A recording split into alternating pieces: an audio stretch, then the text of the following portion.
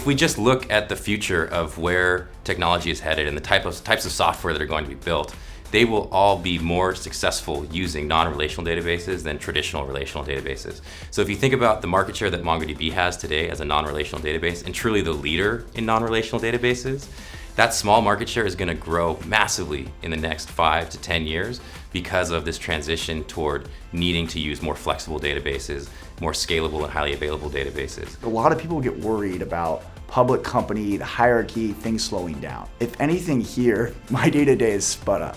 And I think everybody feels that in a really positive and encouraging way. There's so many opportunities as a seller here for you to make an impact. You can make an impact in revenue, you can make an impact in the systems we use and the processes we have. There's so much room for us to all grow.